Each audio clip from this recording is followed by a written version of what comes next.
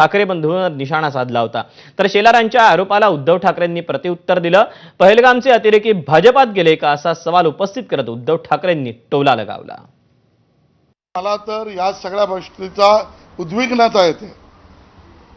पहलगाममध्ये त्या लोकांनी धर्म विचारून हिंदूंना गोळ्या मारल्या आणि इथे ही सगळी मंडळी निष्पाप हिंदूंना भाषा विचारून चोपतायत। सरकारने तर कडक पावलं उचलावीच।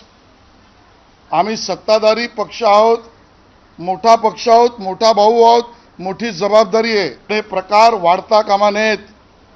मराठी माणसाचे आणि मराठी भाषेचे मारेकरी आहेत आणि या मारेकऱ्यांना मराठी माणसांनी आता ओळखलं पाहिजे। हे मराठी भाषेचे मारेकरी आहेत आणि मग जर का त्यांनी विषय काढलाच असेल तर पहलगामचे अतिरेकी भाजपामध्ये गेले का हे त्यांनी सांगावं। मिळत कसे नाहीत हे पहलगाम मधले अतिरेकी गेले कुठे?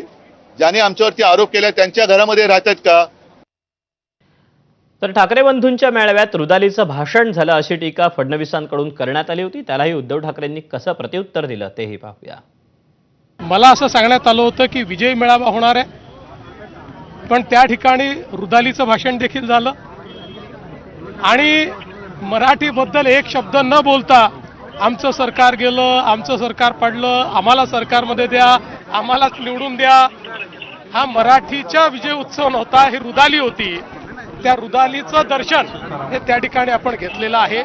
त्यांची मानसिकता समजू शकतो, कारण भाजप हा मूळ भाजप हा मेलेला आहे, त्याचाच खून या लोकांनी केलाय आणि त्यांचं जे काय रुदाली चालू आहे, रुदाली हा सुद्धा हिंदी शब्द आहे, त्याच्यामुळे ते जे काय ऊर बडवायला त्यांनी बाहेरच्या पक्षातले अगदी आमच्या पक्षातले सुद्धा ऊर बडवे घेतलेत, देशभर इतर पक्षातले ऊर बडवे घेतलेत, कारण भाजपा मेलाय। मूळ जो भाजपा होता, ज्याची शिवसेनेबरोबर युती होती, तो भाजपा या लोकांनी मारून टाकला आणि त्याचं दुःख व्यक्त करताना जे ऊर बडवतात ते ऊर बडवायला सुद्धा त्यांची ओरिजिनल माणसं नाही।